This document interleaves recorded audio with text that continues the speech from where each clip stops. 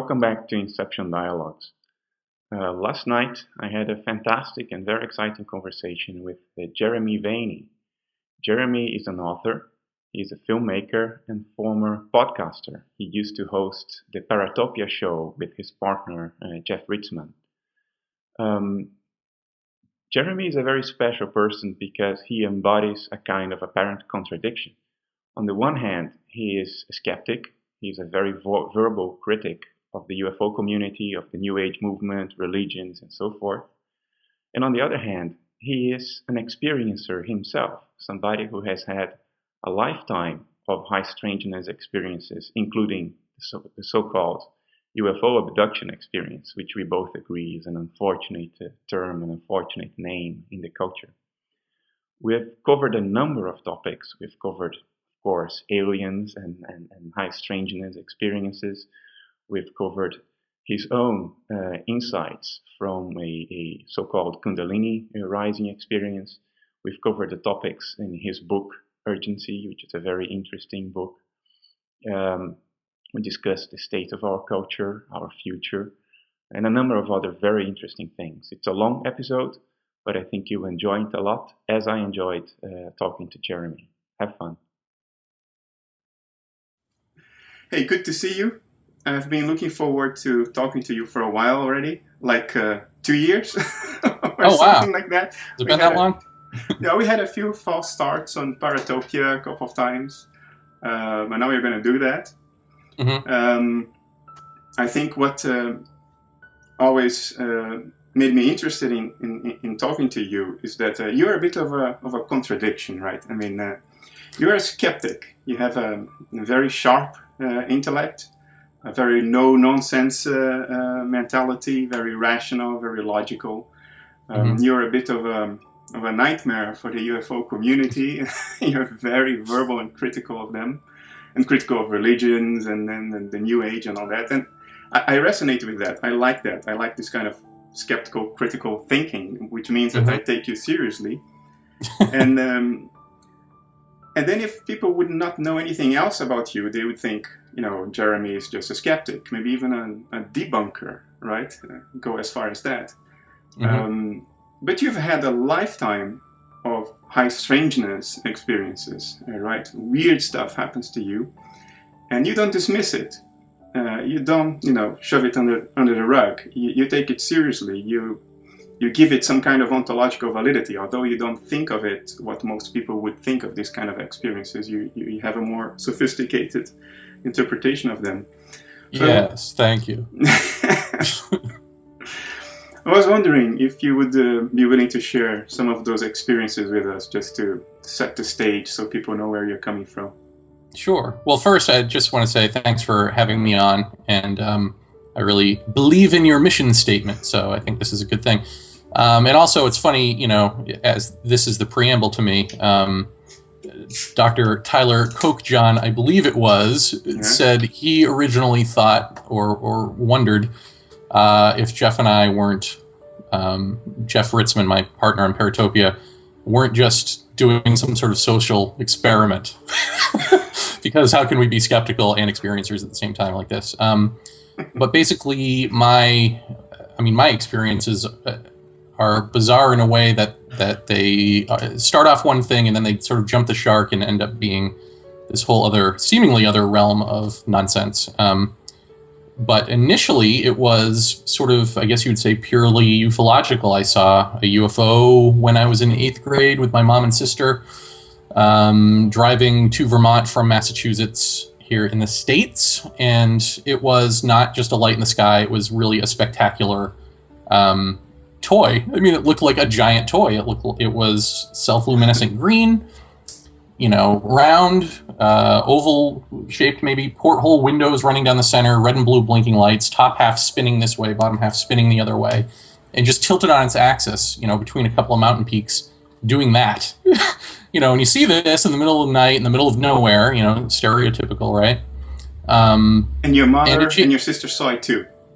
My mother actually is the first one who saw it. My sister didn't see it, and, the only two reasons I can think of is she wasn't supposed to, would be, I guess, sort of the ufological one, but really I think where it was angled in the sky. She was sitting in the passenger seat. My mother was driving, and I was behind my mother. And I think it was high enough at an arc where, because I remember her sort of looking over my mom and trying to see it and saying, I don't see it. So it might have been sort of, out of range for her, and she was more interested in what she was reading. So she was like, well, I don't see what you're looking at, and just went back to reading. So maybe that was the reason, I don't know. But that was sort of the initial anchor experience where it's like, well, if nothing else is true, I know that's true. So if everything else turns out to be a delusion because I saw this, it's because I saw this. Right.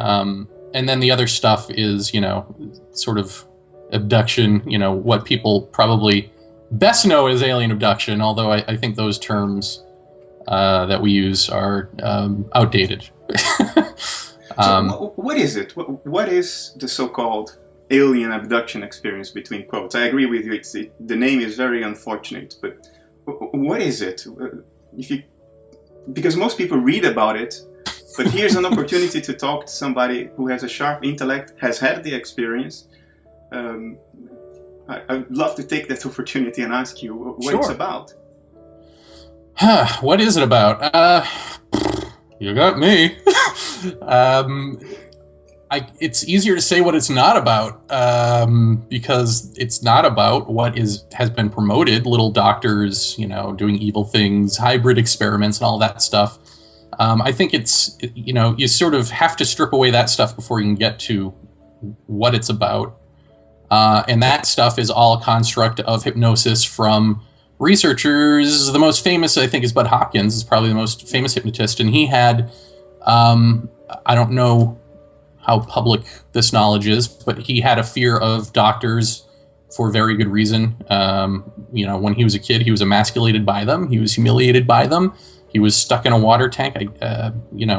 All this sort of stuff because he had, what did he have? I can't remember what it is, but he had, some sort of disorder for which doctors back then didn't know what to do. And so they did all of these things that are then reflected in his abduction testimony, not coincidentally. I didn't know that. Yeah. So you see something like that, and then you see a John Mack who is on the other end of the spectrum, who's really open to this stuff, the Harvard professor, but he's really open to transcultural explanations, and he's open to this not being little evil doctors, and sure enough, the testimony he pulls out of people reflects that disposition. So you look at that, and if you're a realist, you go, okay, maybe there's something up with hypnosis. And then sure enough, it turns out hypnosis is not a good memory retrieval tool. It's a good behavior modification tool. But I think people just haven't known what any of the recent research is. It's like we stopped investigating what hypnosis is after a while and just assumed we had the answer. And it turns out, no. There have been, yeah. Your recollection is not based on hypnosis. You have not been hypnotized. You recollect it naturally. I have been. I was hypnotized once when I was in college, but I don't even remember what I said under hypnosis. I just remember that when I came out of it, the woman offered me free therapy. So, but I don't remember what I said. I never, it never occurred to me. I was on the first radio show I did. I think someone asked, well, did you ever ask her if she recorded it or what, how is it that you don't know, and it never dawned on me, even after writing a book about it. It didn't dawn on me. So I really do think there was a post-hypnotic suggestion of don't remember any of this. But anyway, remember? Yeah. Oh, I was just going to say, I think I went off on a tangent because you were asking what is this phenomena. And I think all of this sort of arcs around to, we want to discover what the phenomena is before we want to ask what we are. And I think that is integral to understanding the phenomena, is getting what a human being is first. Because I don't think we're ready to ask the question, what is this experience about? And I think this question is trying to lead us into ourselves being able to ask that. I'm totally with you on that.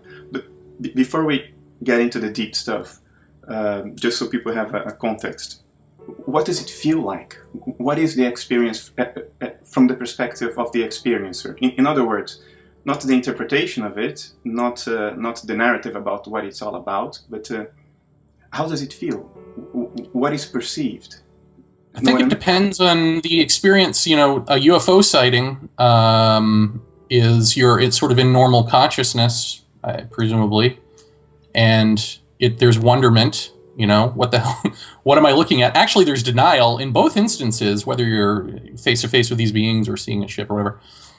There's denial, the denial of what you're seeing. Even for me, even as a guy who writes for UFO Magazine, writes books and all this, it's like when it's happening, it doesn't make sense, or you don't want it to be happening. So there's denial and there's wonderment, but with the actual sort of face-to-face encounter, there's just deep terror. And October 2001, you know, I saw these little guys standing by the bedside. I'll give you the setup for this, which is that I'm lying next to my girlfriend at the time on a mattress on a floor in Queens. Don't ask me why. Poverty, I don't know. And it's the middle of the night, and bright light is streaming in through the window, which doesn't make sense. So I climb over her, I peek out the window, and you know, there's nothing there. I just see this sort of diffuse white light, and I look down at her. She's not moving, so everything's fine. So I roll over, and to my right, standing above me, are these, you know, pretty much everything you've ever seen on TV. They're small people, giant eyes, diminutive features otherwise, wearing tunics, wearing brown tunics, gray-skinned to the blue hue, not to the white. And they're just standing there. And if I had to guess at what they were emoting at me, it was like a childlike naivete, like, come with us. That's how it felt. And yet my response to it was deep terror, which tells me that my response to this phenomena isn't what the phenomena is projecting. So there's a disconnect there, and I've had other experiences, arguably, or maybe they're just dreams and hallucinations, which sort of told me that there is this barrier between worlds that is fear. That there is something at the point of connection between that world and this when they come internally, when it's not a completely physical, you know, external thing, that there is this necessary barrier of fear, and that you have to get over that hump to fully appreciate the experience. And doesn't that smack of the hero's journey, you know, going through the cave and all of that? The shamanic, the hero's journey and shamanic journeys, maybe. Mm-hmm. Does it feel to you as real as you sitting by your computer right now, or does it have that sense of an altered state of consciousness? No, it felt as real as anything else. I mean, in fact, to the point where now, the analogy I give, I guess, is if you go and watch Jurassic Park and you see these giant, you know, CGI dinosaurs, because you've never seen a dinosaur, they look realistic. But if you ever see something like Jumanji or something where it's a human or an animal that you are familiar with, your eye picks up the detail and you go, oh, that's a CGI thing. And this is the same thing now. Having seen them up close like that, I can look at anything on YouTube and go, no, that's crap. That is not what they look like. So it is, I mean, not just real in the normal sense, but it has actually done that for me, which is strange. If your girlfriend were awake, which she was not, but if she were, do you think she would have witnessed the same thing? I actually contacted her many years later and asked her if she remembered anything that night, and she had no idea what I was talking about. So I would say that she was not conscious, not of her own volition. No, I don't think there was...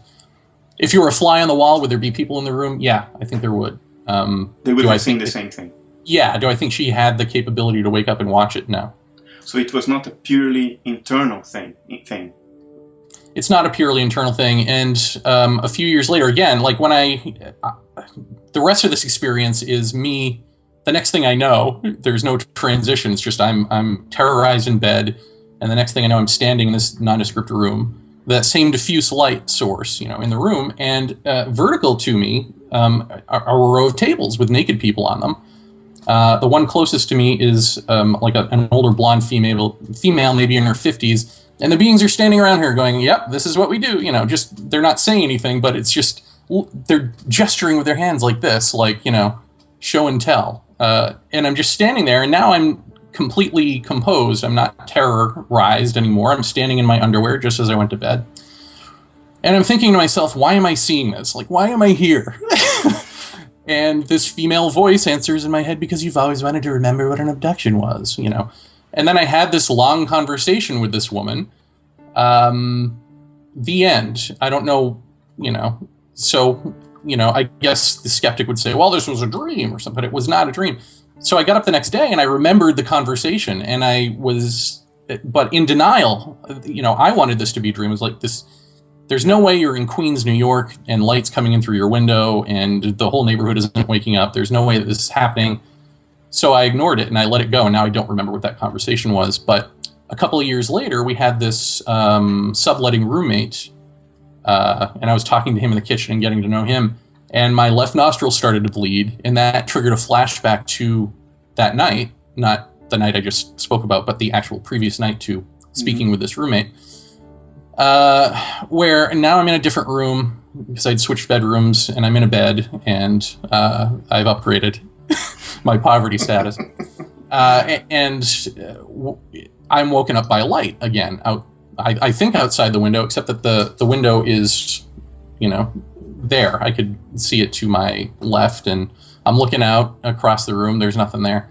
No light coming in. It's dark. So where is this light? And I look over to my right, and where my wall should be is, for lack of a better term, a force field or something. It is that diffuse white light.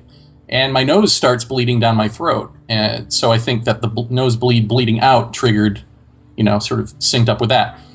Point of that is, so seeing that same quality of light where my wall should be, I then had no choice but to realize, okay, that first thing a couple of years ago was real. Get out of your denial. And it's not a ship above you beaming a light down that the whole world sees. It's some sort of directional thing. If I want to say portal, okay, great. From a first-person perspective, you've had the experience. So let's forget the skeptics for a moment and whatever theories they come up with. From your perspective, as the person experiencing it, do you have any doubt whatsoever that it could have been a dream, that it could have been a hallucination, a delusion? Is it qualitatively different from these other states, these other states of mind, states of consciousness? Yeah. Is it qualitatively different? See, we always talk about it on Paratopia as being qualitatively different. But when you're actually in it, it's hard to say. It does feel like there's someone in the room with you. It does feel like, I guess I was open to it being delusion or something as a product of seeing that UFO when I was younger, because in high school, something walked into my bedroom. I heard the door open. I see this shadowy figure. It's babbling at me. All of this, but I never made out detail of a face or anything. So for a while, up until that incident in October 2001, I could very easily go with you on that. But now, having seen them right there, I can't do that. This is a real thing. But it's different from a dream. Oh yeah, no, that's what I meant. It's real. It's definitely different than a dream.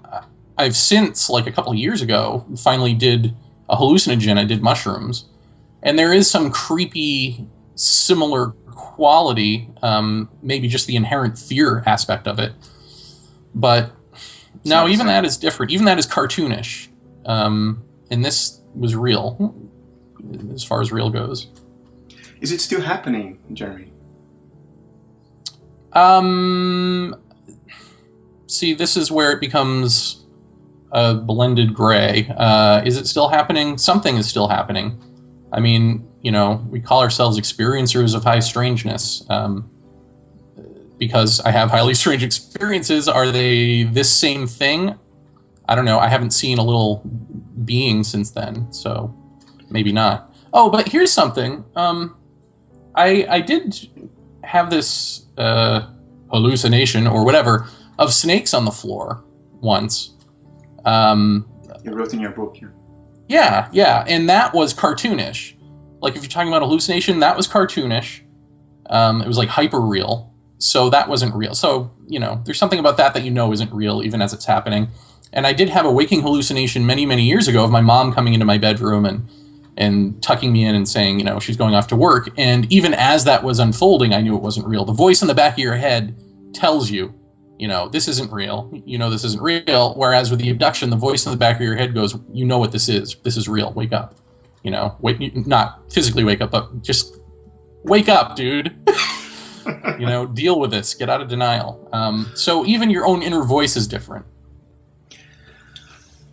Yet you don't buy into the idea that flesh and blood aliens are coming in metal ships from another solar system to physically kidnap people, right? Yeah.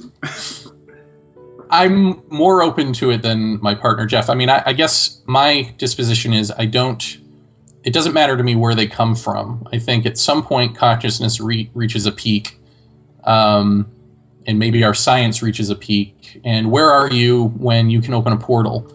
You could be from here and go to another planet through a wormhole. Let's say all that Star Trek stuff is real. Well, where are you from at that point? Are you from a planet? Are you, right now, our species is at a state where we don't, well, okay, we do, but we're coming out of it, hopefully, at least some of us, coming out of this clan mentality.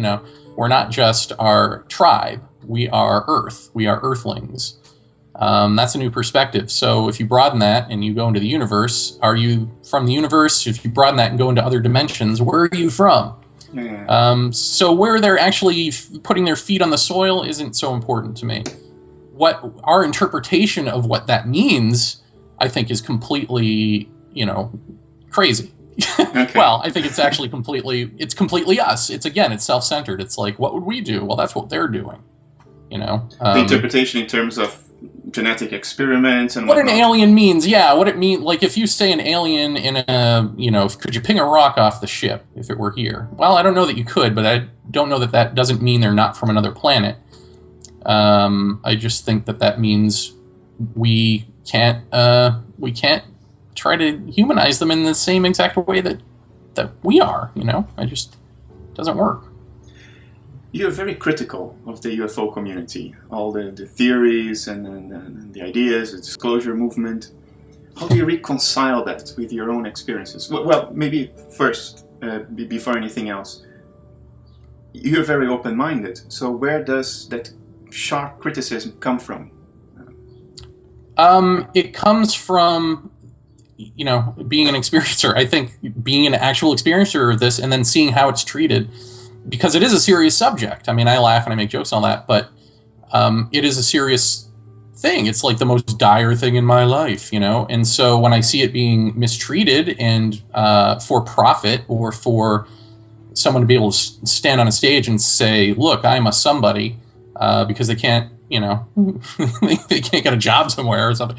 It's like, it's insulting, it's hurtful. I mean, I guess if you thought about anything like a rape, would you treat a rape victim that way? Would you put out fake rape victims? Would you start fake lectures about rape, about the wonders of rape and how we're going to do something about this rape? I mean, no, it's silly. And so really what you're asking is why don't you give into the circus of charlatans and snake oil salesmen like everybody else? And I just can't do it. I mean, it just doesn't work. And it's funny you're mentioning the disclosure thing because just this week, I think today it starts, this fake citizens hearing on disclosure in Washington where somebody has paid tens of thousands of dollars to create a fake set in the National Press Club that looks like the Senate and paid these ex-senators who are, or Congress people who are down on their luck to come and listen to testimony.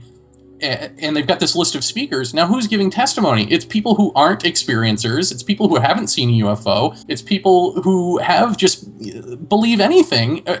Like, what are they a witness to? Like, how does this not upset people? And then when you voice, that fact about it, what's really upsetting is the number of people who will come back at you and say, well, you're not, what are you doing? We got to get behind this. It's like, no, you don't just get behind someone because they spout the same thing that you want to hear. That's televangelism, Exactly, yeah. I want to quote a segment from your book. Here's Jeremy's book, Urgency. It's been out for a couple of years now, right? 2011, yeah. And there is a part where you say something that bears relevance to how you interpret these entities from an ontological perspective, where you question what they are. Let me see where it is. Oh, here it is. I'll just quote a part, and then I'll ask you to comment on that.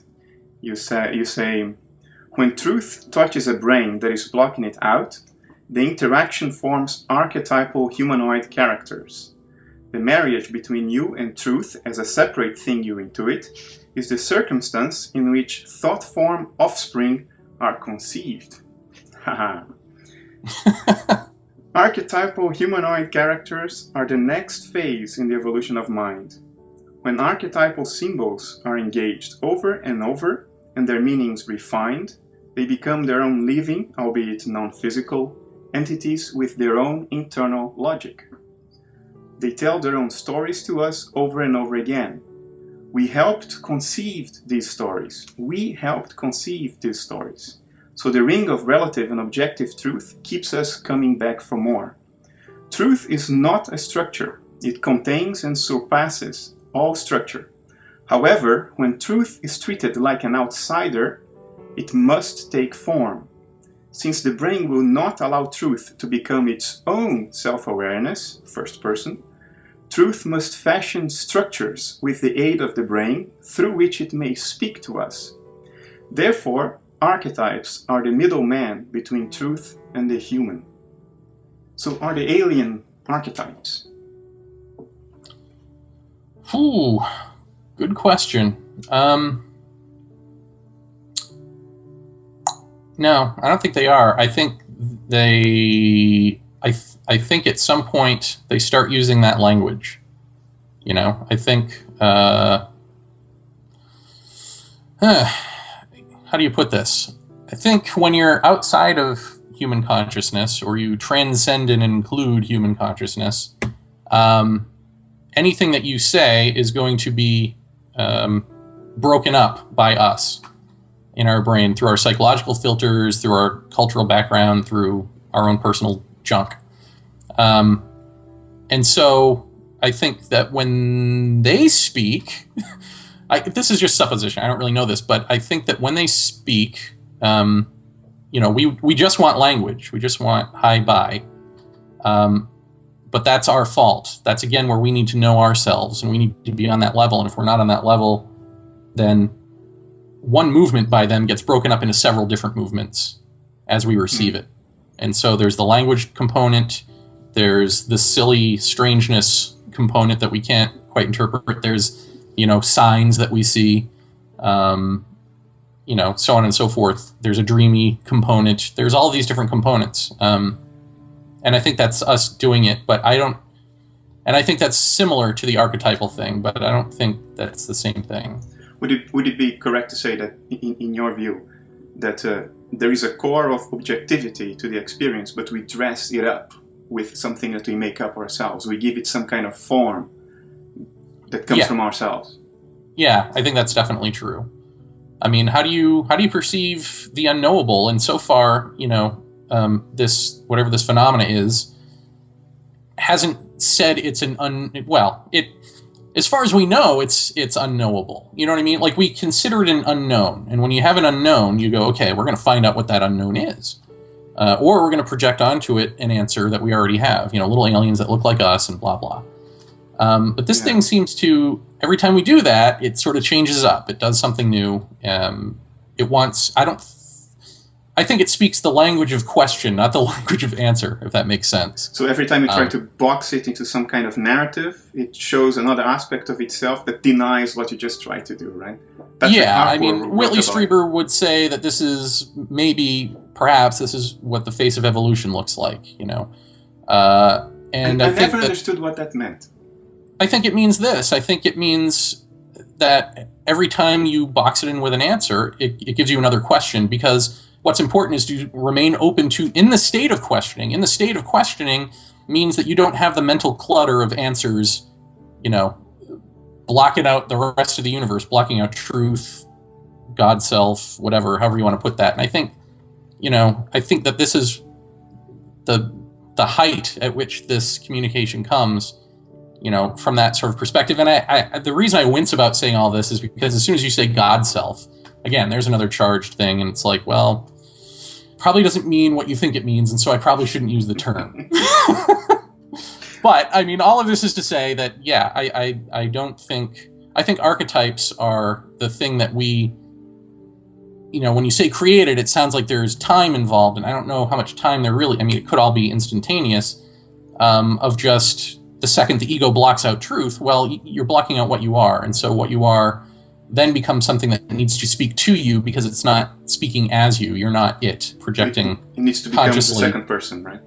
Yeah, and so it becomes this messenger, or it becomes a Christ, or whatever it is. But I mean, don't you find it fascinating that people who take ayahuasca trips, or any of these sort of shamanic journeys, it's like they meet these beings that they assume are other beings and real in this other dimension, perhaps gods and goddesses. And what is it that they want to talk about? Your own personal psychology, your own baggage. What's wrong with you? And my friend Jeff Ritzman, has this tall being, this, shrouded man who comes and sits down and has this chat with him about life, the universe, and everything. But really, what's important is, how are you doing, Jeff? This psychological thing. So there's definitely something about whether it is a real being or not, you getting right with yourself, for lack of a better term. I think that has to happen before a real communication can occur.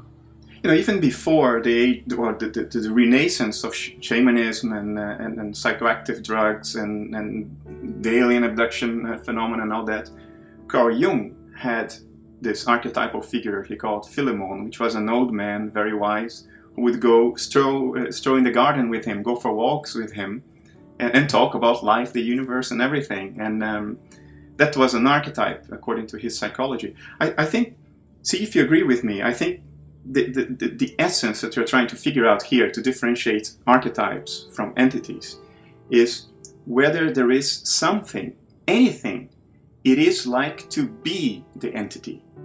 Because if it is just something that you're projecting out of yourself, so you can reconcile two different parts of yourself, then it's a kind of a theater. There is only an external aspect. There isn't a conscious point of view in that entity. There is nothing it is like to be that entity.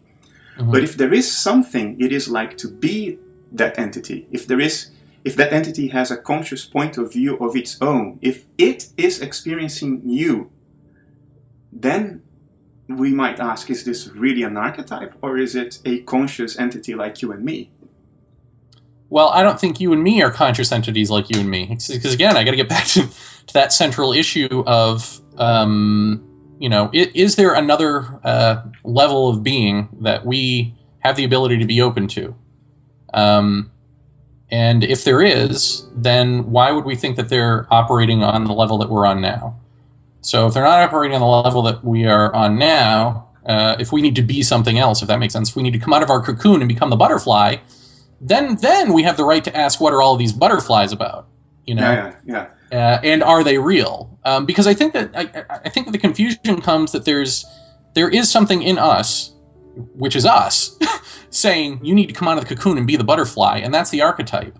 Because we've said we don't want to chew our way through. We want to set up HD TVs and we want to stay here. We want to do this for as long as possible. But our, this other nature of us begs us to come out. And that is going to look an awful lot like the ones who have already come out of their cocoons wherever they are. Because I think that even though on the one hand, as I said, you can't sort of anthropomorphize something from somewhere else to be like us. What I really mean, I think, is that you can't anthropomorphize them to be what our self-centered ego nonsense is. But I think in consciousness, there eventually comes that point of oneness or whatever. Yeah. There is a truth, and that truth is, is an objective thing that you, I don't want to say can reach, but become.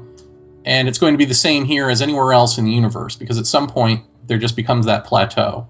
So I think that other creatures of that plateau, as I'm saying, are going to reach to us and go, come on out. And it's going to look a lot like ourselves saying, come on out. They're going to look very similar. They're going to use the same language.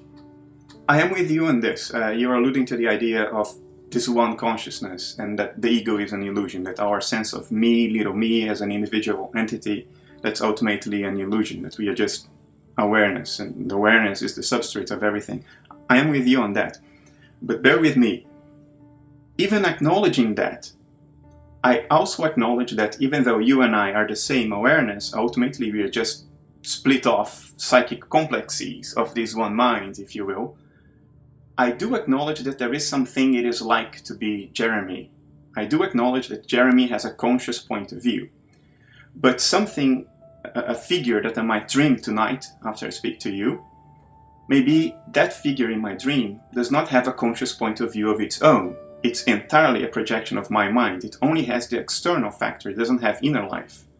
There is nothing it is like to be a figure of my dreams. And if I understood what you just said, what you're saying is that the entities in the high-strangeness experiences, they have a point of view of their own. There is something it is like to be them, you think?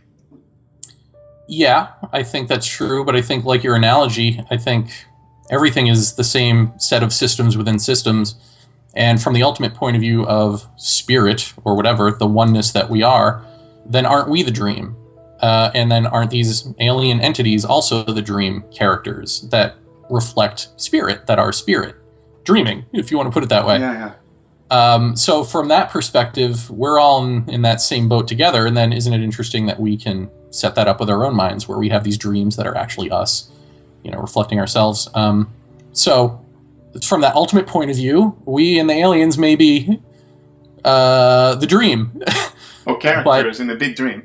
Yeah, but if we pull back, then yeah, you would say that the characters in those dreams believe themselves to be real and have, an autonomous nature, and there is an experience of being me, there is an experience of being you.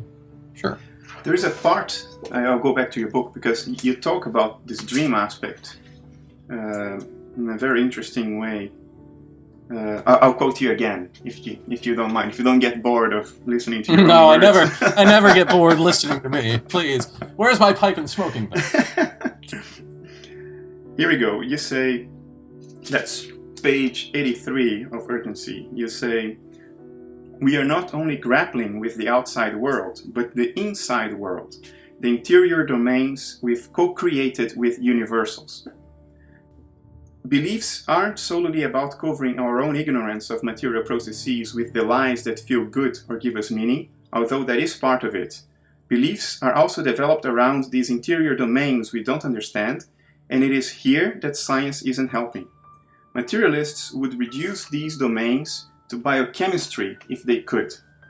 Interior domains exist for the same reason exterior domains do, because the whole of formless intelligence must exist as a reflection of itself, and that means breaking the whole into parts within parts within parts. You just alluded to that. Once an interior domain has taken on a life of its own, we approach it through shared perspective. And of course that immediately raises the question, isn't consensus reality, ordinary reality then, from this perspective, an interior domain that has taken on a life of its own, in which we now approach through a shared collective perspective? Sure. Is that what you think? Is that what your insights have led you to? I just think it's a weird thing. It's like, I don't know if reading that sounds judgmental or not, but I just think that there's, it's just what is. It's just what's going to happen. Yeah, you wake up out of the animal state into whatever we are. The immediate reaction to that is fear, and therefore this ego projection from the brain, this sense of self, comes out. And then we form this consensus reality by trying to win others over to our point of view, asking each other, hey, what's going on out there? All of that. And then all of that becomes our internal reality too, what we experience out here, and even what our brain chemistry itself is doing becomes the experience of the internal. So you're suggesting that consensus reality maybe is a thin scaffolding of some synchronization mechanisms, and all the flesh on the bone is actually what we agree with each other through language is going on, right? We made it up. We make it up. Yeah, we make it up. Well, we certainly make up the interior. The exterior we make up somewhat, but I mean, some of it is, of course, is just actual perception of things and the limitations of our senses. But yeah, I mean, basically, I think we make it up. I think we also make it up by blocking out a lot of what's around us. I think, there's that scene in Pee-wee's Big Adventure where Pee-wee Herman is alone in the dark and he turns on the flashlight and suddenly he sees all these exotic animals out to get him. I think we've sort of, in our fear, done that. And I think this is where, a theorist like George Hansen comes in and says, this is called the trickster, George Hansen, the author of The Trickster in the Paranormal, right? Yeah, Trickster in the Paranormal, and, he talks about anti-structure as sort of being the gateway into a paranormal experience. And so what is the structure that is being antied, if I may make up a word? Well, it's your own sense of normalcy. So people who move, for instance, are more likely to have an apparition experience, or if you're going through a divorce, or you're depressed, or whatever is like out of your normal range of experience, personally, you're more heightened and more open to having more of the ecology that is actually around you come into your awareness. So what does that tell you? I mean, that means that we have this mental construct of blocking out a larger ecology. And I think that even that becomes part of the problem in asking the question about archetypes and aliens and this and that. I think there's a lot going on here that is all interrelated in the sense that it's us blocking it out. We block out truth, we block out this phenomenon, we block out the spirits all around us, or whatever that is. I shouldn't even say that, because who knows what that is. But it's funny, talking to Teokas and Ghost Horse, who's a Lakota speaker, he had said to me something about, isn't it funny how we think of ghosts as being trapped in houses, but before Whitey came here with his square box living, spirits were roaming the land. So that's not the issue. It's not that there's ghosts in a house. Indians don't see it this way.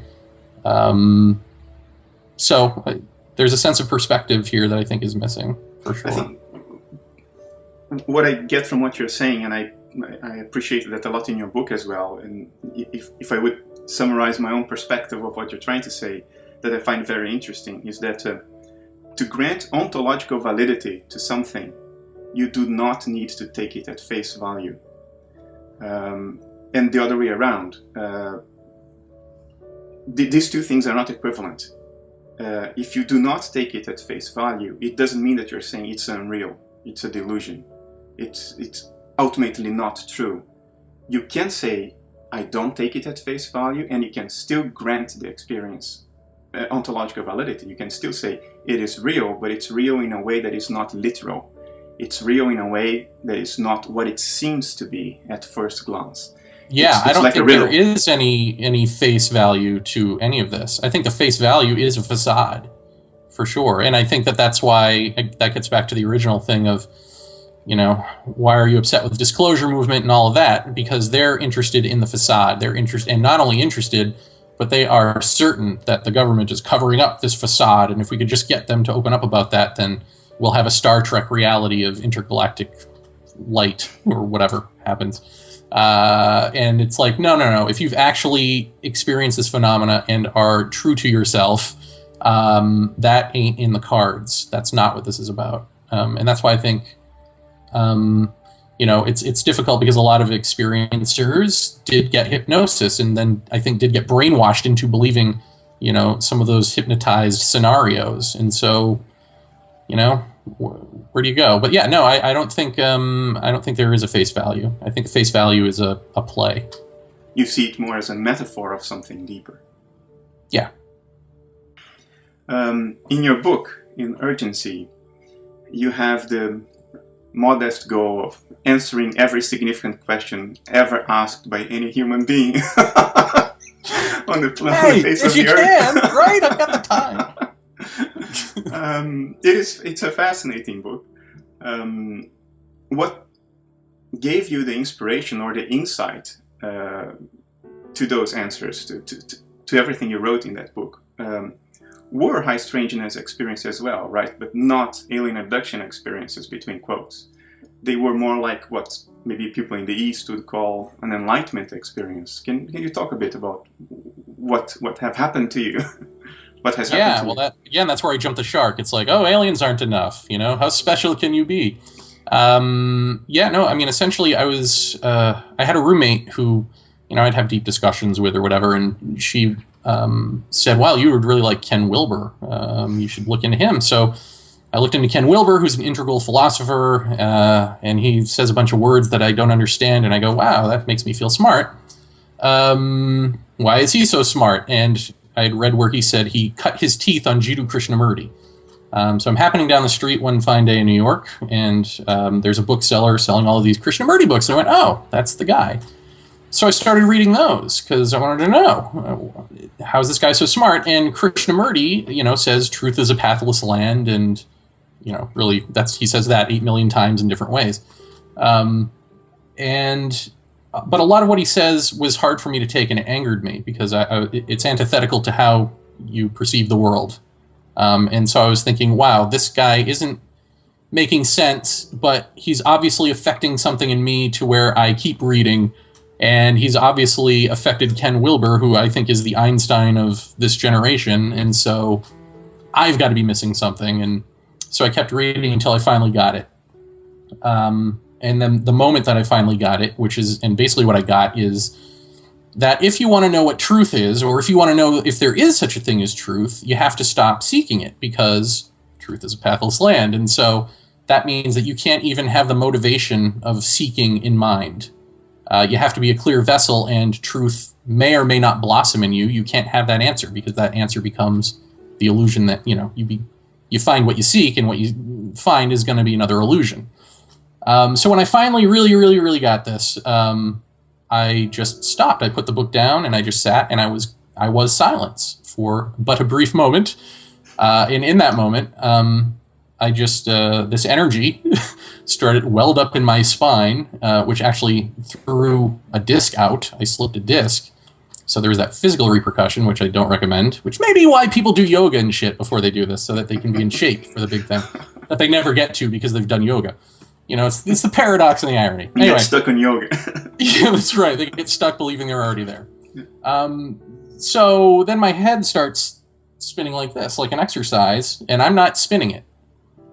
And I'm thinking, this is interesting. What do I have to compare this to except The Exorcist? Am I being possessed? What is this? I have no belief system for that. And ultimately, this thing evolved through the months into doing like Tai Chi and all this sort of stuff. So it's like this, maybe Kundalini energy that's the word I use in the book. I just pick one. There are several words for it. So there became there's two operating systems in me, like a Mac and a Word. There's Jeremy that you're talking to now, and 2.0. And I don't go anywhere when 2.0 is on doing its thing. I'm still here. You can still talk to me, but it's just not me doing the movements. It's you just witness. You just witness the movement happening. Yeah, and the more you talk and the more you become yourself, you get in the way of what's going on, for sure. But you're still there. So, what was the question? So what was the question? The experience at the root of the insights that you share in your book. Because it was not only the intellectual thing. So, building up to that, actually most of the insights came in the building up to that moment. It was like I went through this sort of phase of just these things flooding into me. It was like, one thing I was doing was I was sort of doing positive negation on myself, which is you look at something. Well, I was doing it with my own psychological baggage. So just for instance, I would look at, why do you have shitty relationships with women? Well, am I allowed to swear in your show, by the way? It's all right. Okay. Why do you have crappy relationships with women?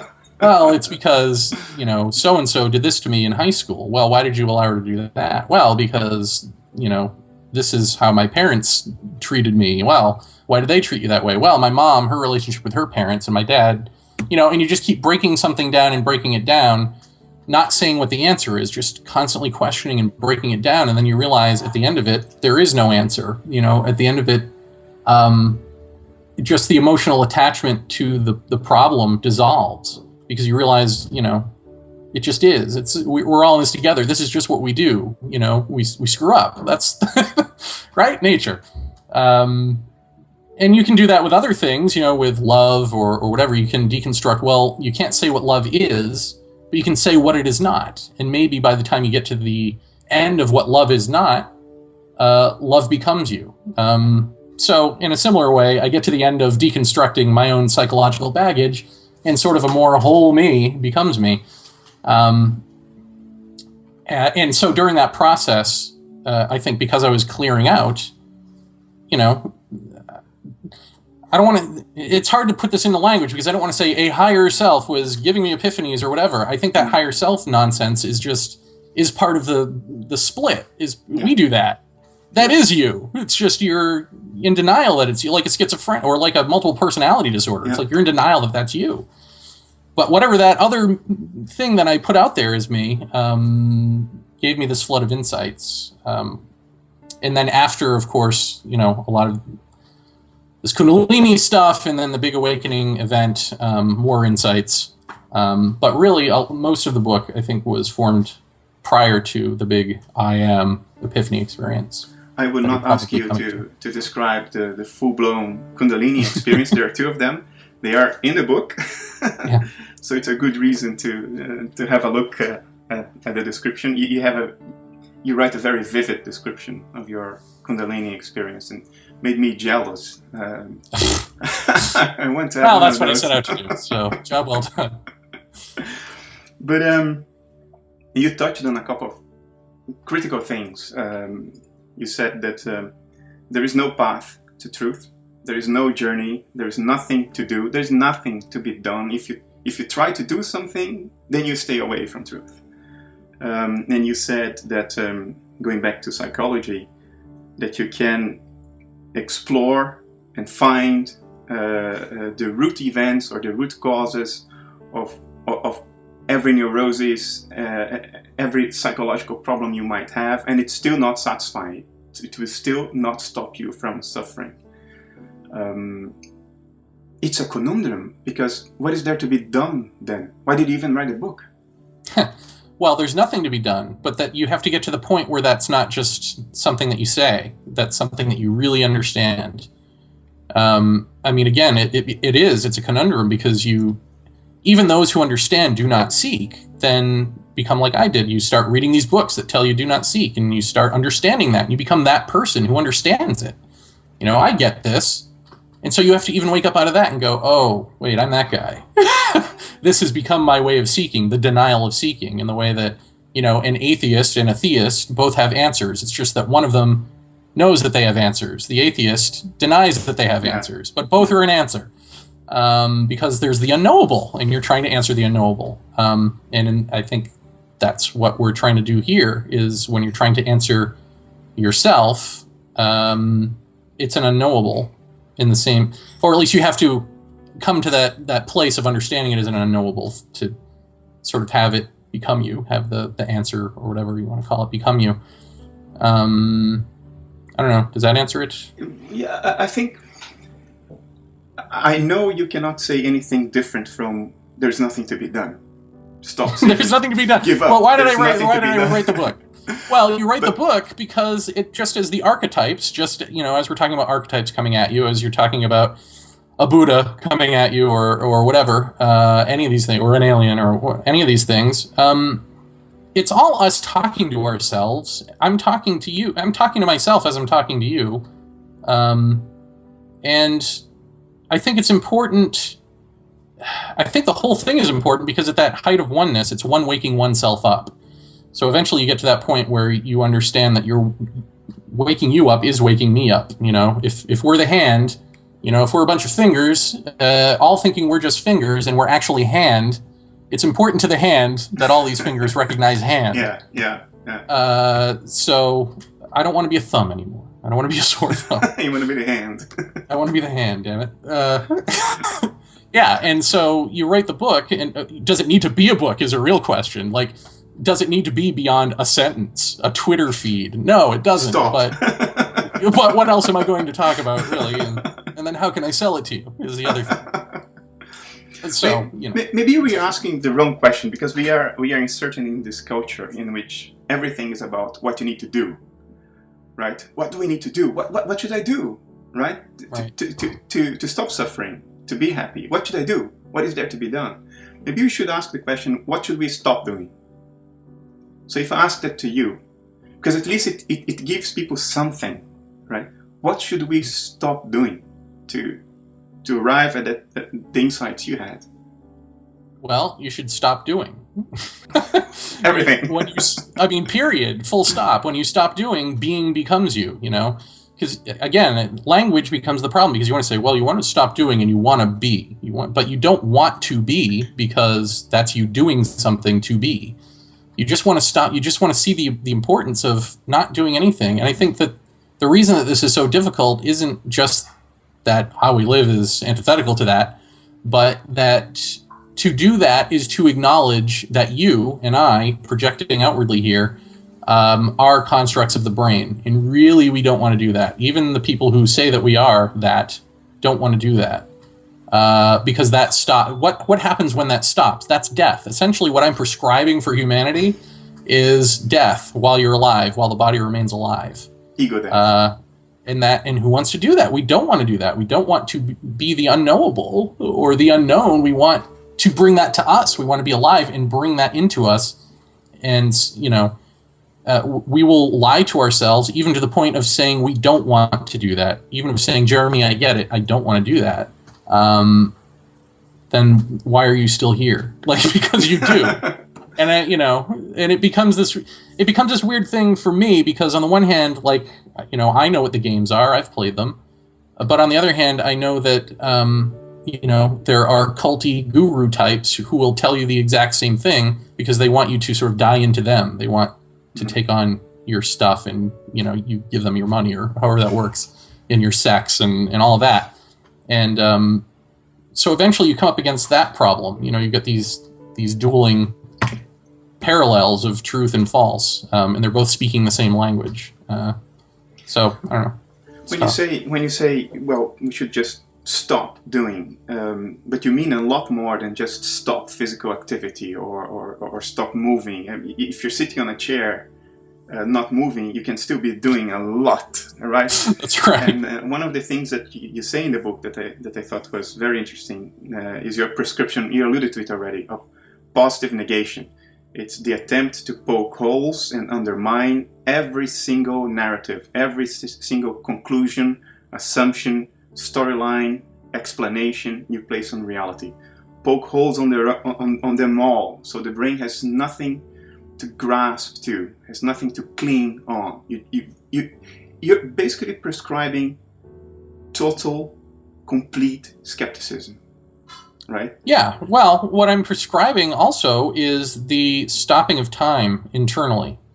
Because again, I think time is one of these things that we internalize because we see it out there. Things grow, they get old, they die, they're born, they grow, on and on and on.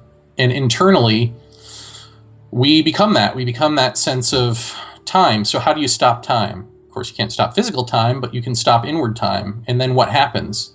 What does that mean, really? That means you become the now, you become the moment. And that sounds very Eckhart Tolle. Oh, yeah, well. Yeah, I mean, he said some good things. It's funny because I poke fun of him at the very beginning of the book, just because I think it's funny that in the very beginning of his book, he says, I had this giant epiphany experience, and then that's when I knew I needed to become a teacher. It's like, well, but there's nothing to teach. We can talk about this, but I can't really teach you anything. There's nothing to teach. Let me stay on this point, because at some point you also say, I could have stayed in that non-local perspective, on that epiphany level, right, of no Jeremy. I'm not my ego anymore. I have a parallel perspective of all points of view. I'm the universe. And you say, you could have stayed there, but you chose not to, because you wanted to communicate it. To what extent is that different from the opening statement in Tolle's book? Because I just wanted to communicate. I feel like there's a way to communicate this, and I try to do it, that is sort of speaks to my generation of, cynical, funny people, and but is logical and dry in some sense, not full of parable and all of this, and just communicate it. Is there a way to just communicate it and then step back and go, that's it? take it or leave it, that there's the contribution. I don't know that I'm saying anything different than Krishnamurti did, but I'm saying it in a language that you'll understand because I speak your language.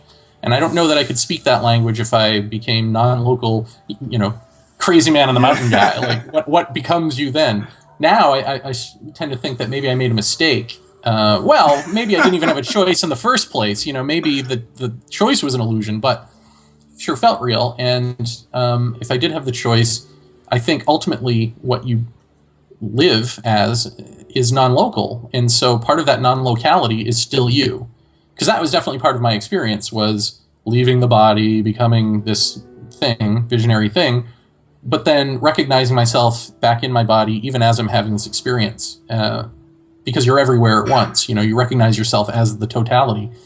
And so if part of that totality is still the little nugget me, then could I have communicated this from that perspective? Maybe, except that as we're talking about with archetypes and aliens and all this stuff, seems to have a hard time being that pulled out person, that pulled out perspective person, communicating through the funnel everything that you need to say to this species. So I didn't know that I could do that, and I really wanted to, but I don't want to teach it. I just want to say, not in the sense of, being a teacher, not in the sense of now I'm going to take on disciples and now I'm going to speak around the world about all of this stuff, and you're going to ask me questions and I'm going to stand on a stage and all of that setup, it just doesn't work anymore. I don't know if it ever did, but it certainly doesn't work now. I, for one, think there is an enormous need for modern metaphors. I mean, we are not saying anything new here. This has been said already thousands of years ago. But we are in a dire need for modern metaphors, and in terms of how it's expressed, in terms of how the person saying it looks and acts, the whole ethos, the entire gestalt of the experience of listening to truth needs to be modernized. And Krishnamurti was one thing. Jeremy in a Hawaiian shirt can relate to people that would never listen to Krishnamurti. Jeremy writing a book about his enlightenment experiences, in which a lot of the book is humorous, is new, and I for one think that is quite important. What I wonder though is, if you regret now, can you go back to that non-local perspective at will, or have you lost the way?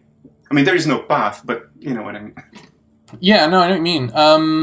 Well, those are two different questions. One is, no, I don't. There's two qualities. There's the Kundalini energy I talked about, which I can just right now shut up for a second and it will start doing its thing. And then there's another quality of this energy, which feels like a slit opening in the spine, and this energy pours in and becomes, it's like you're levitating on this bed of bliss, blah, blah. And that I have not found a way to open or control. And I've only felt it 3 times, and the third time was the big I am experience. So no, I haven't been able to get back to that. But I can't, it's the conundrum. You can't search for it. Because the problem with giving it up is that you then become a common schmuck like everyone else again. And so you can't, the second that you try to get back to that, that's when you become a neurotic ball of mess. But the temptation is always there to do that. So it's really become an addict is what I've become. Do I wish that I hadn't done it? Yeah, part of me does. Part of me wishes I had not. But the answer came so immediately. It was like, it's like you intuit that you've got this option, and the answer just comes immediately. Like, no, this is what you have to do, because essentially, whether you like it or not, kid, it is one waking oneself up, and so you don't get to go live airy-fairy unless we're all in this together. And yet, again, the paradox is we're not going to all be in this together. I'm not going to wake anyone up, but I guess I just felt like I had to write the book. It's like I'm personally not going to wake anyone up, but who knows if someone reading this book, tomorrow or 1,000 years from now, no one's going to be reading this book 1,000 years from now. Let's face it. But maybe tomorrow, reads it and they get it. That's one more person, I guess. There's one thing you wrote. Yes, I screwed up there. No, I really wanted to come back and live a life of poverty and. Well, you moved to Hawaii in the meantime. That's true. You got a tan. Yeah, I got some good things out of it. I got to move to Hawaii. I got a tan, and most of ufology hates me. So, 3 good things. There's one thing you wrote in your book, and which I found tantalizing, but I didn't understand. So I will ask you what you meant with that. You said, I will read it. Everything is both real and unreal. Necessity is the root of this paradox. Yeah. So in what way it's real, and in what way it's unreal? You mean everything's a metaphor? It's real as a carrier of meaning, but not literally real.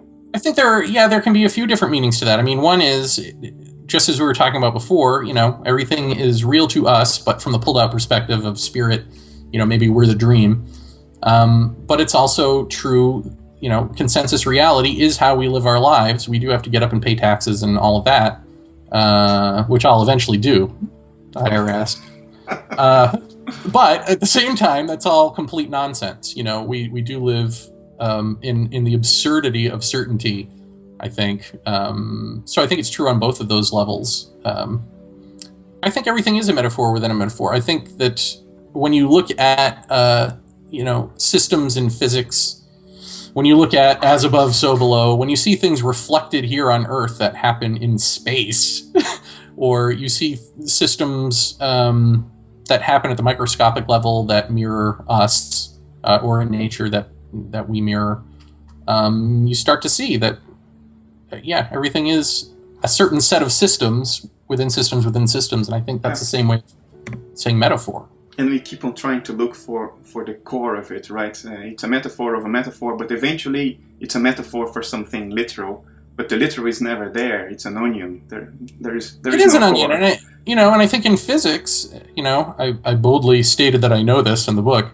I think eventually they're going to get to the point where they understand, that the reason that particles seem to behave according to the observer is because you can't see nothing. You have to see something, and so eventually you're going to get down to that layer where you are confronted by your expectation to see something else, and that's why it's reacting to you. It's not really reacting to you; it is being projected by you.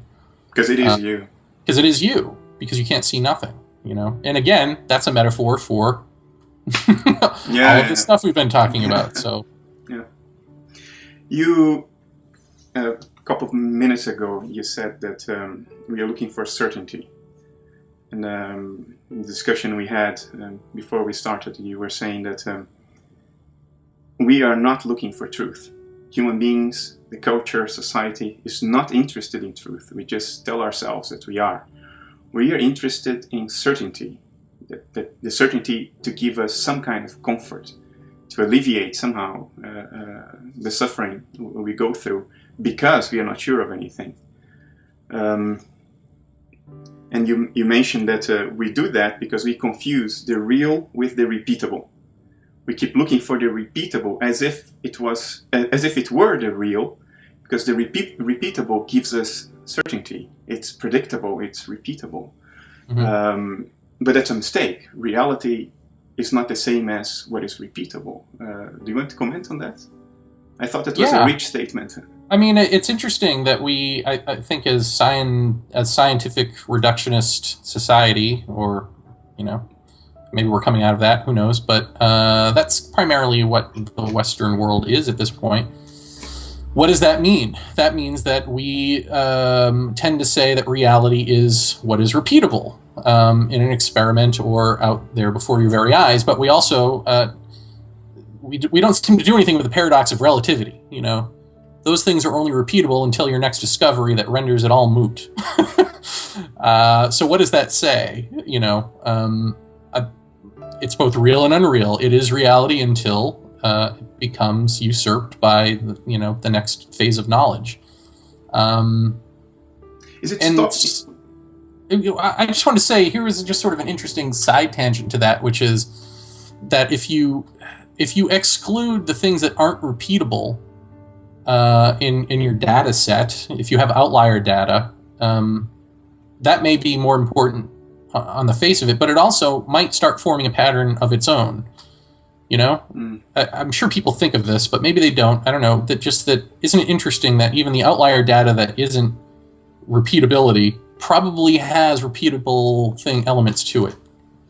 Or at least forms a pattern that is in some way predictable. Yeah, but then who wants to look at that? Because then that throws everything you thought into question. I don't know. I just know that, gravity doesn't make sense. And yet we don't, eventually science just stops asking, appropriate questions, I think. I just saw Stephen Hawking, talking about, we've got this all wrapped up, this reality. As he can't even figure out how to, don't get not me use a started Texas on instrument to speak. I don't understand. But they come to a point where they say, action just is. Where in life is action just is? How is gravity just is? How is the exploding universe just is? Where do you ever see that anywhere? You got to make that up. in science, and they're making it up to combat people who make up other shit. This is what gets me. You can't in science. Science is set up to explain one thing in terms of another. You're always locked in that loop, so you never explain the fundamental. You're fundamentally isolated from the fundamentals. The fundamentals cannot be explained because you need to explain one thing in terms of another. And if you explain one thing in terms of another, then it's not fundamental. Then that other thing is fundamental. So it comes down to having to choose what philosophers of science would call the ontological primitives, the things that just are. This is built into the scientific method. You cannot escape from that. And the game you see now being played is that we keep on postponing the moment where we have to bite that bullet. We keep on imagining things that are more fundamental. We are now in the game of strings and membranes that are orders and orders of magnitude smaller than anything we can detect in the foreseeable future, in the imaginable future. And we say, we cannot access those, but those are the ontological primitives. It's almost like we are putting it always ahead of us. It's always somewhere inaccessible in the future. And it's always a promising approach, a promissory approach, in the sense that we can't figure it out now, but at some point in the future, we'll figure it out. But that future keeps on retreating. Alan Watts had this wonderful metaphor that because we are the universe, we can't look at the back of our necks. So if we turn to try to look, guess what? The back of your neck moves away. So the bigger the telescopes, he said, and the better the microscopes, the bigger and the smaller the universe will become, because the neck turns away. You can't see it. It's your own neck. I thought that was a wonderful metaphor. But this is built into our scientific way of thinking today. My own view is that the fundamentals, the ontological primitives, can only be made sense of by direct experience. It's the only thing. Have you directly experienced? I have had, not as well compared to you, I haven't had my share yet of direct experience.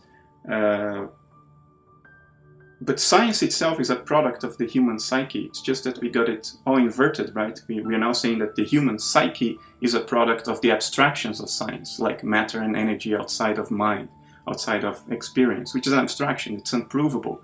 It's more metaphysical than any spiritual realm you can conceive of, because it's fundamentally not accessible. So we got it inverted. We got it the other way around. But if we fix that, then the psyche and direct experience is the fountainhead of everything. It's the fountainhead of science. And that's the only place where we will find the fundamentals, I think. I think you had a big glimpse at the fundamentals. And then, of course, we screwed all up with language. As you said yourself, is inevitable. Yeah. Well, this is also goes into, why did you write this book? I don't... Granted, I haven't read everything, but I don't see where there's just anyone going, okay, cut and dry. This is what it is. Here it all is. Here's all of your epiphanies, you stupid materialist society. you reductionist bastards. Here's your language reflected back at you. Here it all is. Now, does that shut your brain up? Does your brain, which is constantly looking for an instruction manual, go, okay, I get it? Probably not. Probably most people not. But I put it in there as an experiment anyway to try to shut the brain up. But I just think, I don't know. You're saying that we need more metaphorical language. More modern metaphors. Modern metaphors. So do you think that we have become too by the book, too cut and dry? We need an explanation. We need to be held by the hand, and have lost some rich inner sense?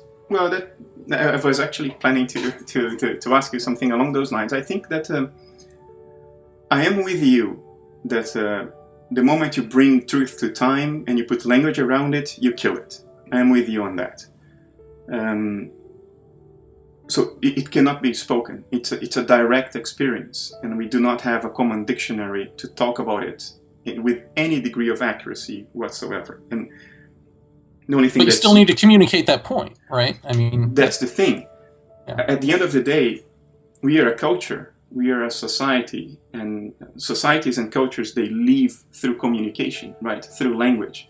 So the choice we have is, although acknowledging that if you put truth into language, you kill it, the fact is that the culture will always have a narrative. It will always have a story, a worldview, a way to relate to reality and to oneself. Today, it's the scientific worldview running in parallel with religion and whatnot, a new age, whatever else is running in parallel.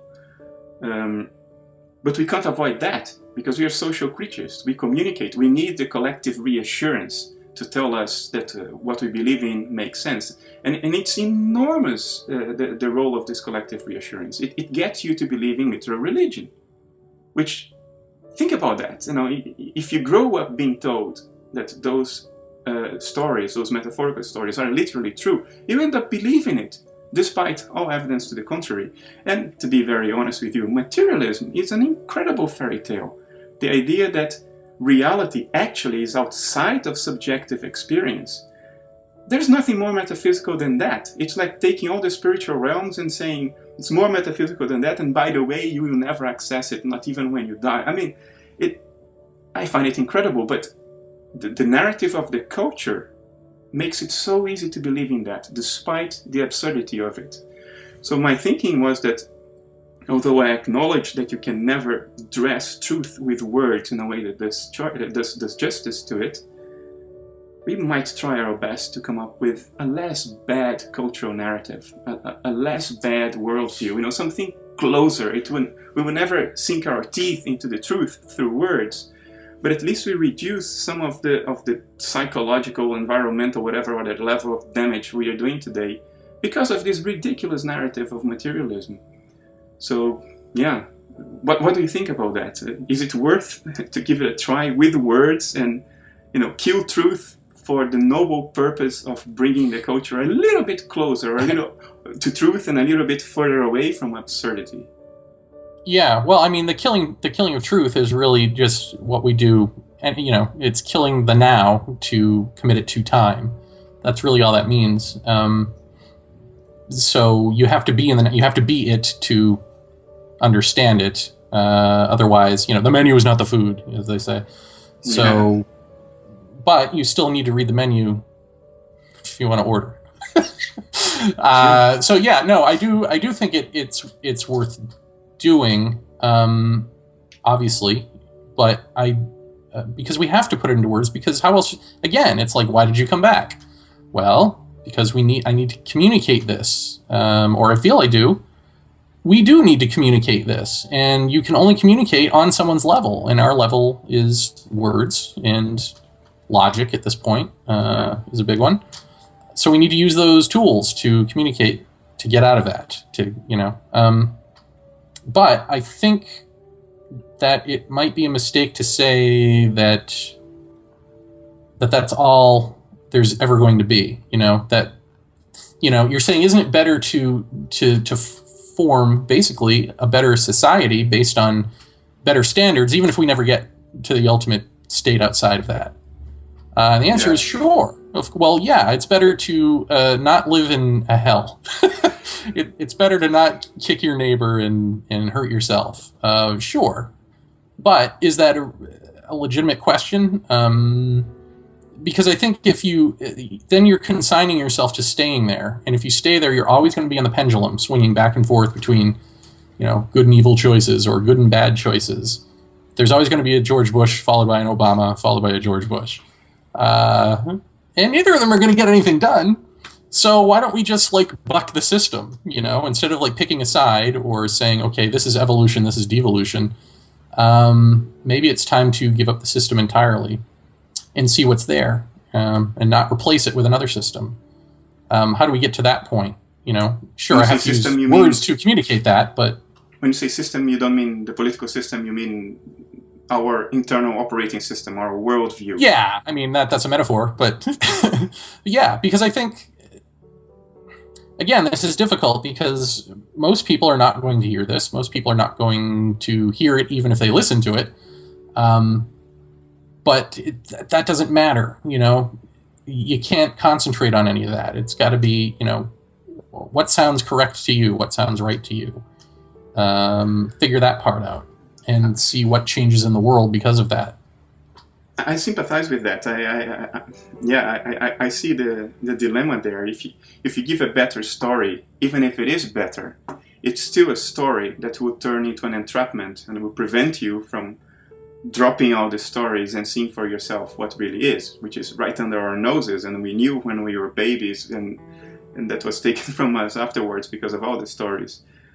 On the other hand, realistically, people need the story. People need a story. They will not accept a vacuum of stories. They will suck something else that is more reasonable, makes more sense to them. So, yeah. I'm not concerned with that. I'm concerned with how do we get out of that mode. That I guess that's how I think. Is you're right. That is right. Now, how do we not be that species anymore? Because I've tasted the beyond. I know it's there. So how do we get there? And we can't get there by forming another system. I mean, we've tried that. Communism tried that even, relatively recently. And it just doesn't work. You can have all the ideals in the world, but if you've got these incomplete partial ego selves running the ideals, I mean, what is an ideal? The ideal is the thing that you set up outside of yourself to never achieve it, right? To never become that. You go, I can't be that, so I'm going to look up to it. So how do we incorporate that? How do we become that? But wouldn't this imply the end of culture? Because culture is a set of narratives. Yes, that is correct. Can we operate as a society without the narratives that give us context? Let's get there and find out. I mean, who knows? Again, these are the scary questions that you've got to take the plunge and find out. What happens when you die? Well, let's find out. Do you resurrect as a new society of the same old? I tend to doubt it. Or not. Or you just ignore everything I'm saying and we carry on in slow evolution until what? Does the pressure cooker boil over and we all die? Do we go off to another planet and terraform that and then pollute that and die? What happens? What good consequence comes of remaining as we are or incrementally trying to evolve our sense of awareness? It seems like it's been tried and failed through the ages. Just throwing that out there. I sympathize with that. I don't know how it can be done. Because it literally means the end of culture. Culture has enormous momentum going for it.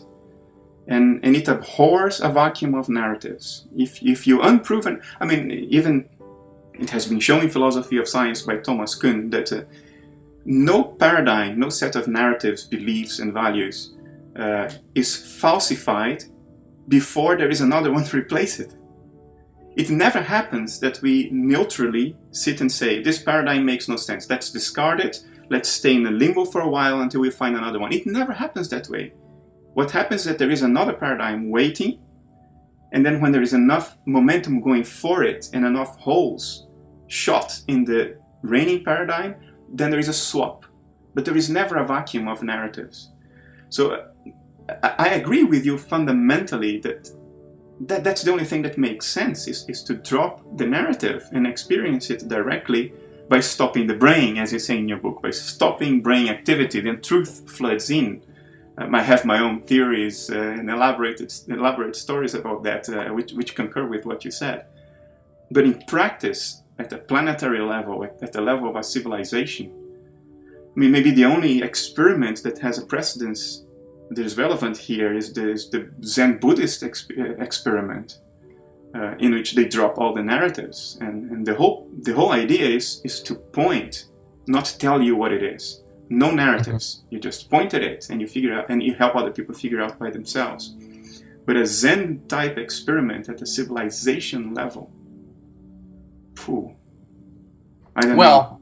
But isn't the problem with that also that is the idealized version of the Zen thing? Because what really happens with that, you set up a hierarchy, you have a master, you have a pupil, you've got this learning curve, like it doesn't matter how great, Buddhism on the face of it is great. Some of the things Jesus said on the face of it is great. All of these things are great. Hindus are great. Like everyone's got something that's great, and they're all speaking the same kernel of truth, which is just be. I mean, the Beatles said it, right? So how can it be wrong? But we so fundamentally don't want that. We so fundamentally want to be doing something because we don't understand what the ramifications of just being are, that we turn it into systems. We turn it into the guy above, the guy below.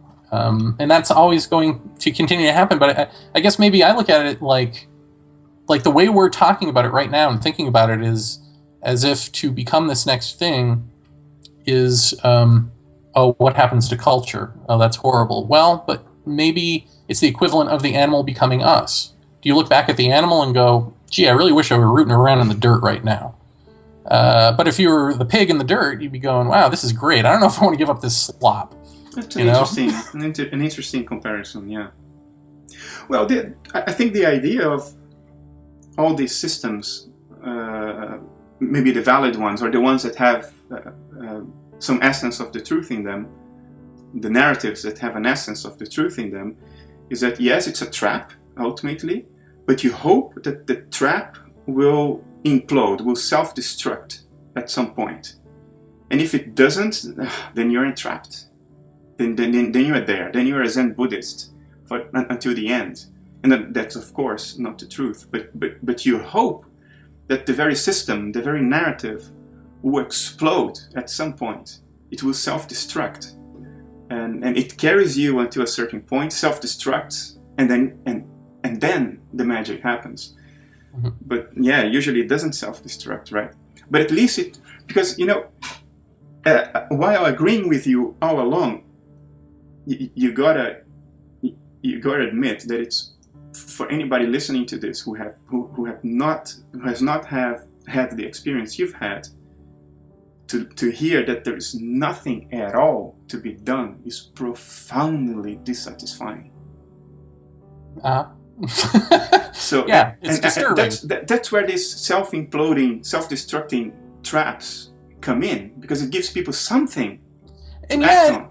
It's all around us. This is the thing I don't understand. Is it's all around us. I mean, I bring up the Wizard of Oz in the book because click your heels, you're already home. Yeah. I mean, everyone's seen the Wizard of Oz, right? You click your heels and you're home. This whole charade of going through the Yellow Brick Road and all that, you didn't really need to do that. You learned some things, you met some cool people, but all you really needed to do is click your heels and realize you're there. That's what we're saying. I mean, you didn't really need to take the path. You just needed to click the heels. I don't know. Or it's just weird to me. Like, I even think about myself as sort of, here's this schlub, born in the American way, makes jokes and all of that stuff. How is it possible that I've had this experience? Like, it doesn't take a lifetime of serious astuteness and all of that.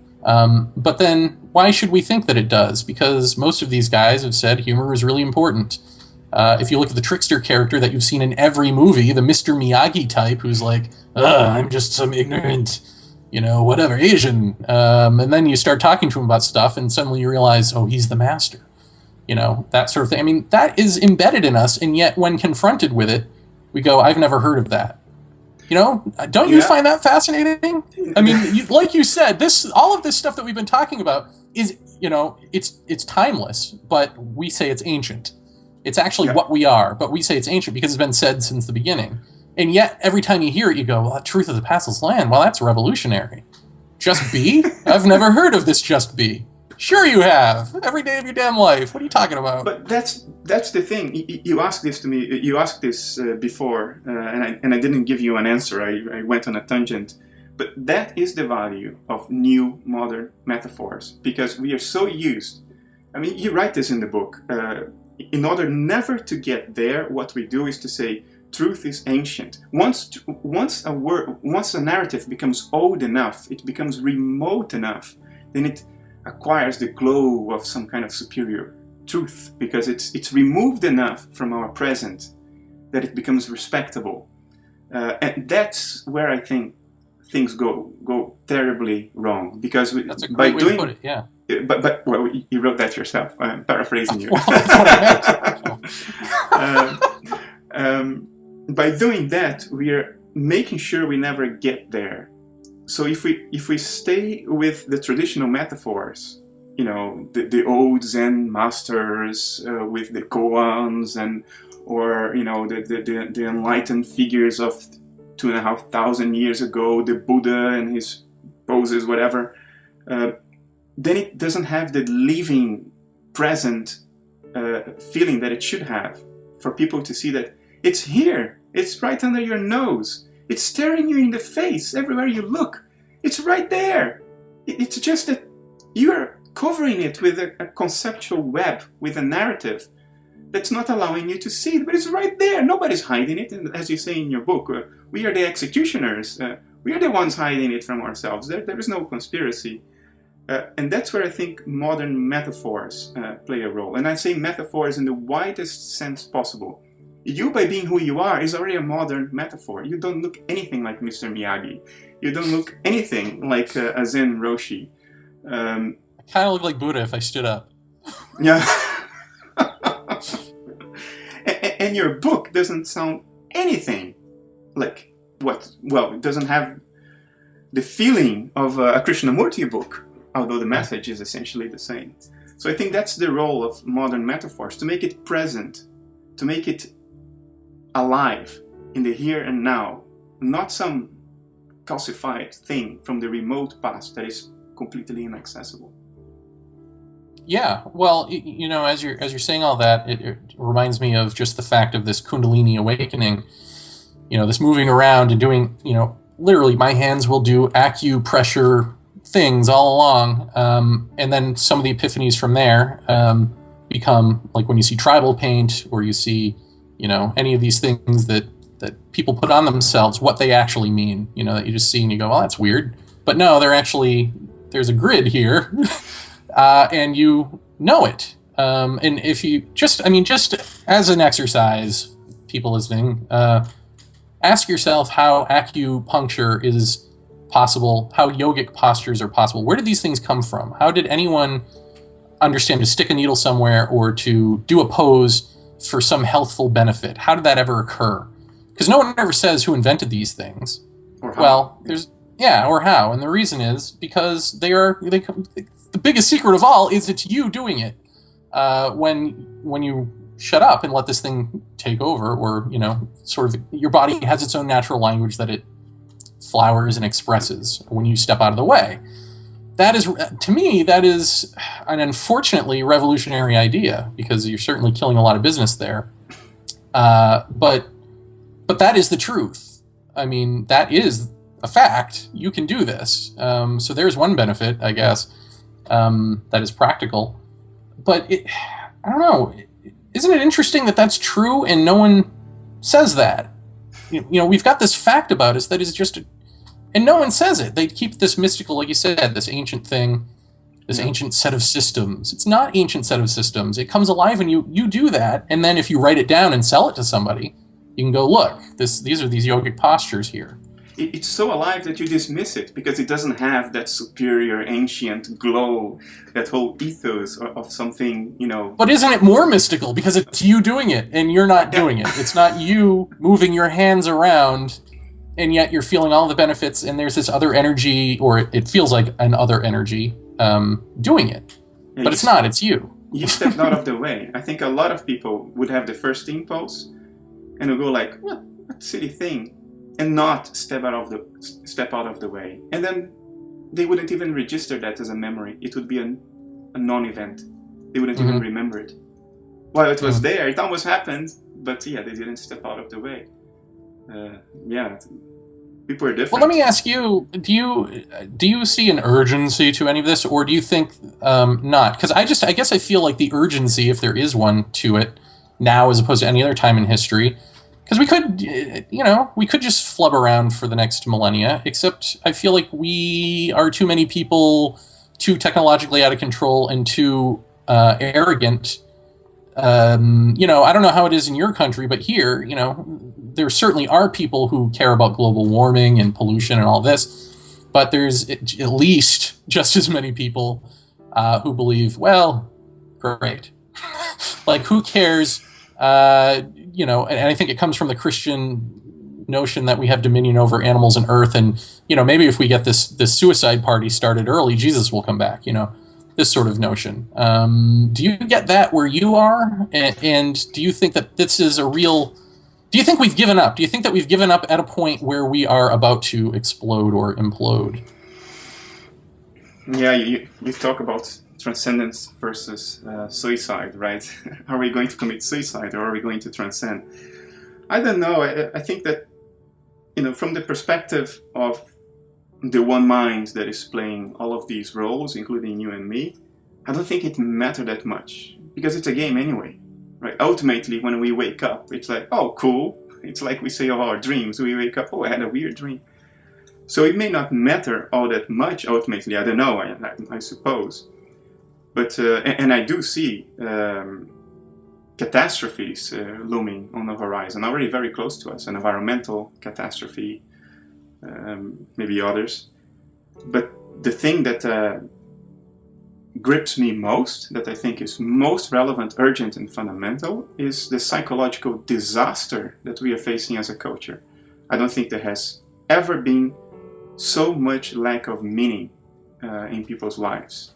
Now, let's pause right there, because where do you live? In the Netherlands. That's right. Europe. And you just said there is a psychological disaster looming with this culture. You could have been from America and saying that. You could be from Australia and saying that. If I talk to people around the world and everyone says the same thing, and you're talking about culture as if we're talking about one culture. We're not. We're talking about globally. Yeah. As far as I can tell, everyone's feeling this in all of their separate cultures. Isn't that fascinating?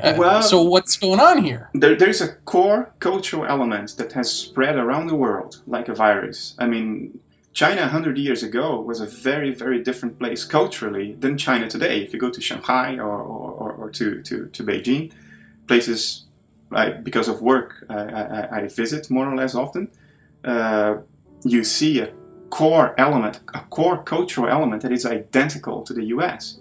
Money rules. It's all about money, it's all about status, about becoming famous. I heard from a Chinese lady, what's the meaning of life? Well, to become rich and famous. And I looked at her and I asked, do you really mean this? And she said, I was surprised with the question, like, of course, what else? And that's a Chinese. So I think there is a diseased core cultural element that we in the West have very successfully exported. And it's now all over the place. And so, do you think that it can hold? I guess is the question. I mean, one, personally, I know in the grander scale, does it matter if it holds well? It matters personally. It matters to us in the here and now, whether we end up in a post-apocalyptic globe. That transition won't be fun. So, do you think that is more or less realistic than we're just going to keep chugging along? Have you ever considered the possibility that this is exactly what needs to happen? There needs to be a cycle. I just had this insight, and right here, talking to you. that we need to get to a point that is completely unsustainable. We need to face a dilemma where there's nothing you can do, but you also cannot do anything. Or did I say this right? You have to do something, but there is nothing you can do. Right. And the psychic pressure becomes so extreme in the form of meaninglessness, in the form of any conceivable course of action or inaction, that the brain stops and everybody gets to where some of us, including you, have been. Maybe that's the game. Maybe that's what has to happen. I don't know. Yeah, that could be. I mean, yeah, I've thought about that, but it's just an awful thing to think about, because then it's like, well, that means that whoever survives that maybe goes on and builds a proper society, or however that works. And in my fantasy head, where I welcome the zombie apocalypse, I think that's fantastic. like I think everyone dying around me, that's great. But really, what does that represent? I don't know about where you are, but here we have this fascination with the living dead nowadays, these movies and TV shows. And what does that really represent? I mean, to me, it represents that wanting to start over, that wanting to be alone because everyone else is an asshole and you just want to start over, But why are we waiting for that, Like you're saying, and I think it's true, maybe that will be the end result. But in reality, and that's in fantasy, you like that. In reality, it's blood and death and dismemberment and pain and confusion and all of that. Why do we need that? Why do we want that when you don't need to get to that point? Yeah. How do we realize that? What do you see coming up? Are you hopeful? What do you think will happen? I mean, we had a discussion about what should happen and what can one do about it or not do about it. But what do you see happening if in the sanctity of your own mind, in silence, when you're brutally honest to yourself, how do you see things evolving? Will we be saved by the aliens? There will be no saving by aliens. No, what do I see? I mean, I see us going the way of the dodo bird, really. Extinction. I think near extinction. I don't know about total, but I think near extinction. And maybe those who survive get it, like you said. Maybe it's the big knock on the head that you need. I don't know. But, I mean, when I just think about it, I don't see any... Okay, there are two levels. One is I don't see anything good coming, because either that will happen or we will wake up to something slightly better, but it's going to be more of the same. It's just going to be what is this slow progression? This is what we've been dealing with from the beginning, this slow progression, because we think that everything's about learning. We're here to learn and all of that. And maybe you're here to learn that you're not here to learn. Let's get to that lesson. I mean, you're here just to snap out of it, right? Yeah. I mean, I don't think that we can carry on. I just don't think we're gonna. I think we're going to force ourselves into a suicide situation, And if it's either through apathy of the environment or the fact that we're out of prophecies, there ain't no one coming to save us, and the best that we can do now is get to a place where billionaires are raping us slightly less. I don't, there's no vision of the world that I have that's going to be pleasant. So I'm not hopeful on that human level going through it. On the other level of stepping out of that, that is what we do. That is it's all okay, because that is the necessary illusion. That is the real and the unreal. I mean, it sucks to go through it, and it's going to be terrible, but that is what we do. That is what it means to make the free will choice away from what we've been talking about here. And that's just a natural consequence. And you have compassion for it all the way through. So which viewpoint will I be on that magical day? I don't know. On that cheerful note. But I carry them both. What is ahead for you personally on short term? A new book? Some new show? Some new podcast? Paratopia 2.0? Nah, I've got, I feel like I'm done with podcasting for the most part. I'll do a show here and there. I feel like I've exhausted my want for that medium. I have a new book I'll probably release in June or July that is fiction. It's my first novel. And the story of how that came to be is almost as interesting as the novel itself. But Yeah, it's called Into the End, and I think you will find it fascinating. There's a lot of these concepts that we're talking about in it, and a lot of truth disguised as fiction in it, I think. So you're going Graham Hancock, switching to fiction, to tell the truth. Yes, that's right. Cool. And if people want to get in touch with you, jvay.com? Yep, jayvay.com. Come say hi. I'm putting the links to your book and to your website in the description of the YouTube video and in the notes of the podcast on iTunes and on inceptiondialogues.com.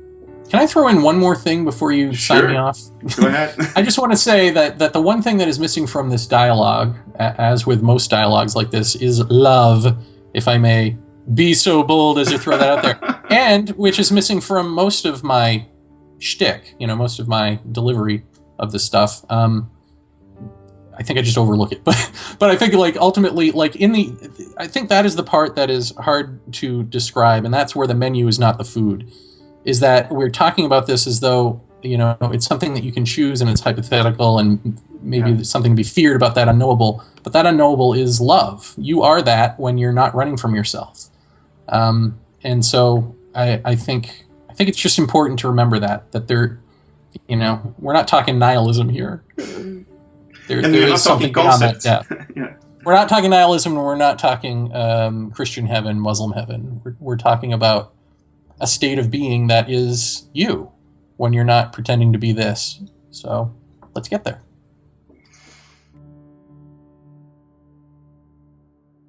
Thanks again to Jeremy for having joined me. I very much appreciated his honesty, his humor, two things that given the topics we talked about are rare and are difficult to find, especially together in a single person. I look forward to talking to him again. I don't think we covered everything we wanted to cover last night. We were just beaten by exhaustion, at least I was. It was very late at night for me. So let's see how you guys will react to this episode, and maybe I'll invite Jeremy over again to continue the conversation. I hope you enjoyed it, and I will see you next time.